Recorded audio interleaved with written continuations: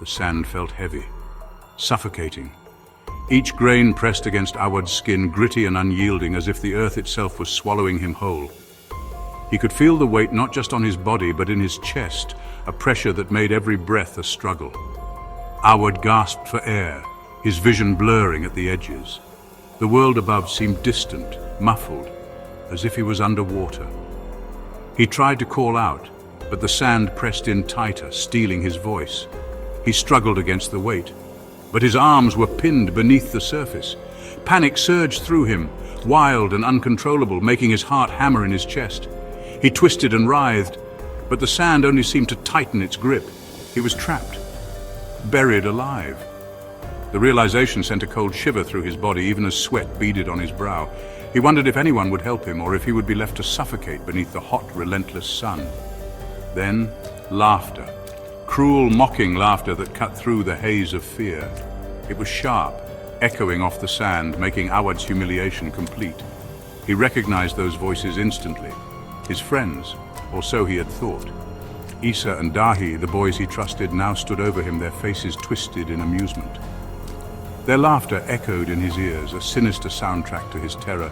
It was as if the world had turned upside down, and the people he cared about most had become strangers. This wasn't a game anymore. This was betrayal, raw and undeniable. The sting of it was worse than the sand, worse than the fear. Awad thrashed against the sand, his heart pounding in his chest. He could feel his pulse in his ears, loud and frantic, as he fought to break free. He screamed, but the sound was muffled by the sand packed around his head. His cries for help were swallowed by the earth, unheard by anyone who might have cared. His lungs burned, desperate for air. Each breath was a battle, each second a test of his will to survive. He could feel the panic rising, threatening to overwhelm him. He saw their faces, contorted in glee, and something inside him snapped. The pain of betrayal mixed with a new, unfamiliar strength. The fear remained, but it was joined by a cold, hard anger. He felt it settle in his chest, icy and unyielding, pushing back against the panic. He would never forget this. He would never let them forget this either. The memory would burn in his mind, a scar that would never fully heal. Their laughter finally subsided, replaced by murmurs. The mood shifted, uncertainty flickering across their faces as they realized the gravity of what they'd done. They were arguing now, their voices fading as they walked away. The bond they'd shared was broken, replaced by guilt and blame. Awad was left alone, his body trembling, his mind racing. The silence that followed was deafening, filled only by the sound of his own ragged breathing. He had always known life was hard in Hazrat, a place where poverty and hardship were constant companions. The streets were rough, the days long, and trust was a rare and precious thing. He remembered the times they'd shared, the laughter that once felt warm and real. He had believed in friendship, in loyalty, in the unspoken promise that friends would always look out for each other, but now that belief felt foolish. The trust he'd given so freely had been shattered in an instant, replaced by a wariness he'd never known before. Now, staring up at the unforgiving sun, he realized some lessons were learned in pain and betrayal. The sky above seemed endless, but he felt smaller than ever, dwarfed by the weight of what had happened. As the sun began to set, casting long shadows across the sand dunes, a figure emerged. Old Man Khalil, the neighborhood elder, his eyes filled with concern and wisdom earned from years of hardship. He pulled Awad free, his voice a low rumble as he spoke of forgiveness and understanding. Khalil's hands were gentle. His words meant to soothe, but Awad barely heard them. But Awad couldn't hear him. He was already gone, lost in a maelstrom of hurt and resentment. The world felt colder, the sand beneath him less forgiving. The boy who emerged from that sandy grave was forever changed. He carried with him a new understanding of the world, a knowledge that trust could be broken, but that strength could be found in the darkest moments. And as he brushed the last grains of sand from his skin, Awad knew he would never be the same again. Hazrat, a name that echoed through the narrow alleys and over the tin rooftops, whispered by the wind that carried the dust of 1,000 dreams. The name itself spoke of longing, of unfulfilled desires.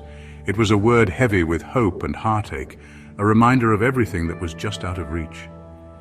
Hazrat was a sprawling slum on the outskirts of the city, a place where hope struggled to survive amidst the dust and despair. Here the air was thick with the scent of sweat and struggle, and every day was a battle against hunger and hopelessness. Awad knew its every nook and cranny, its rhythms and routines. The maze of alleys was as familiar to him as the lines on his own hands. Each corner holding a memory, each street a story.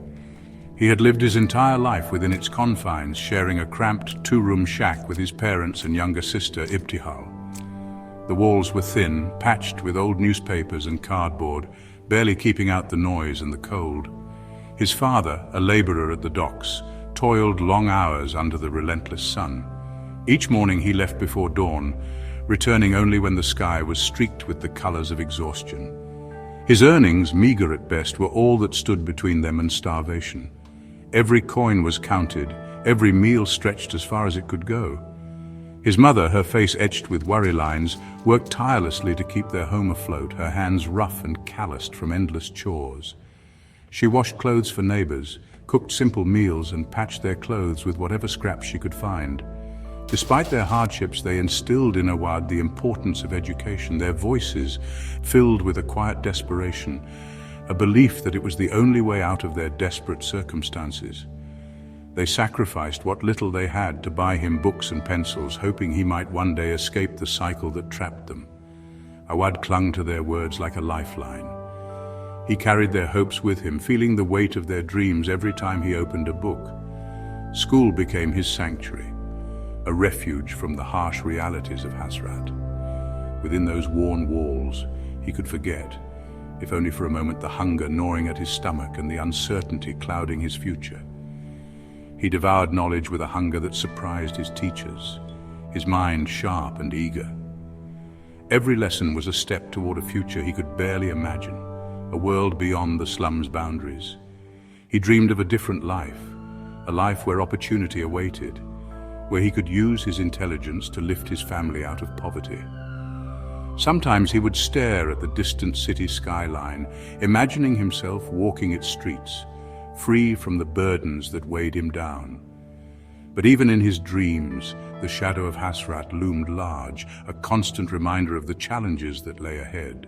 The city lights twinkled with promise, but the darkness of his reality was never far behind. He found solace in the company of other children, their laughter echoing through the dusty streets.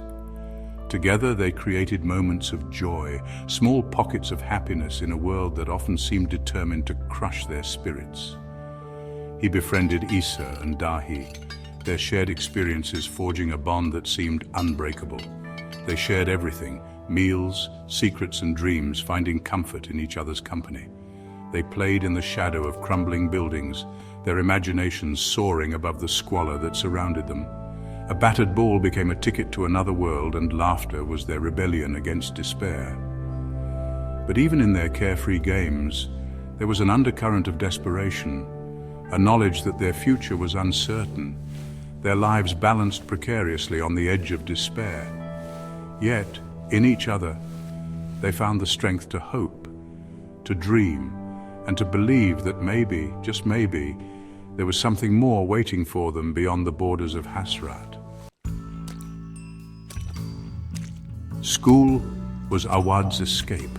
In a world that often felt unforgiving and cold, the classroom became his sanctuary, a place where the noise and chaos of Hazrat faded into the background, replaced by the quiet promise of possibility. Here, surrounded by the hum of students and the scratch of chalk on the board, Awad could lose himself in the world of ideas, if only for a few precious hours each day. The worn-out textbooks, the crowded classrooms, the overworked teachers, these were the realities of his education. Yet for Awad, they were also symbols of hope. Each dog-eared page, each lesson delivered in a weary voice, hinted at a future that might be different from the one he'd inherited. The school was far from perfect, but it was a place where dreams could take root, even in the most barren soil. His sharp mind quickly marked him as different. While others struggled to keep up, Awad seemed to thrive on challenge. He absorbed information like a sponge, excelling in subjects that others found daunting. Teachers would call on him for the hardest questions, and he would answer with a quiet confidence that set him apart from his peers. Math, science, history, They all came easily to him, his natural intelligence nurtured by an unquenchable thirst for knowledge. He would stay after class, poring over textbooks long after the other students had left, driven by a curiosity that seemed to have no limits. For Awad, learning was not just a duty, but a joy, a way to make sense of a world that often seemed senseless. His teachers, recognizing his potential, encouraged him, their praise a beacon of hope in his otherwise bleak existence. They saw in Awad a rare spark, a student who might one day rise above the limitations of his environment. Their words of encouragement were more than just compliments. They were lifelines, reminders that he was capable of more than what the world expected of him. They saw in him a chance to break the cycle of poverty that had ensnared generations of children in Hazrat. Awad became a symbol of hope, not just for himself, but for his teachers and even for some of his classmates. His achievements were proof that with enough determination, it was possible to dream beyond the boundaries of their small, struggling town. But his success, his difference, also made him a target. Jealousy reared its ugly head, manifesting in taunts and shoves in the schoolyard. Some students saw his achievements as a threat, a reminder of their own struggles. The more Awad excelled, the more isolated he became, his victories sometimes feeling like burdens rather than blessings. Isa and Dahi, his constant companions, were his protectors, their loyalty fierce and unwavering. They stood by him, their fists raised against anyone who dared to mock or belittle him. In a world where trust was rare, their friendship was a source of strength, a reminder that he was not alone in his struggles. They shared his dreams, his aspirations, their friendship a shield against the harsh realities of their world. Together they would talk for hours about the future, about leaving Hazrat, about making something of themselves, about proving that they were more than the sum of their circumstances. Their bond was forged in hardship, but it was strengthened by hope. They were more than friends, they were brothers, bound by a shared past and a hope for a better future. Or so Awad believed. Their laughter echoed through the narrow streets, a rare sound of joy in a place where happiness was often in short supply. For a time it seemed nothing could break the unity they had built. But as they grew older, a subtle shift occurred in their dynamic. Isa and Dahi, unable to keep pace with Awad's academic achievements, began to resent his intelligence. The gap between them widened, not just in grades, but in dreams and ambitions. What once united them now threatened to pull them apart. Their playful banter took on a sharper edge, their laughter laced with a hint of malice. Small slights and whispered jokes became more frequent, and Awad, so focused on his studies, failed to notice the growing distance between them. Awad, oblivious to their growing envy, remained blind to the cracks that were beginning to appear in their once unbreakable bond. He clung to the belief that their friendship could weather any storm, unaware that the very thing that set him apart was slowly driving a wedge between them, a wedge that one day might prove impossible to remove. It started innocently enough. A harmless prank, they called it, a bit of fun at Awad's expense. He should have seen it coming. The way Isa's eyes glinted with mischief, the smirk that played on Dahi's lips. But Awad, blinded by his trust, dismissed his unease. They were his friends, his brothers. They would never do anything to truly hurt him, wouldn't they? The sand felt cold and heavy against his skin as they buried him deeper, his laughter dying in his throat. He had been so caught up in their game, so eager to please, that he hadn't noticed the shift in their demeanor. The moment the sand covered his head, cutting off the light and the air, the realization hit him like a physical blow. This wasn't a game. This was a betrayal. He thrashed against his sandy prison, his heart pounding in his chest.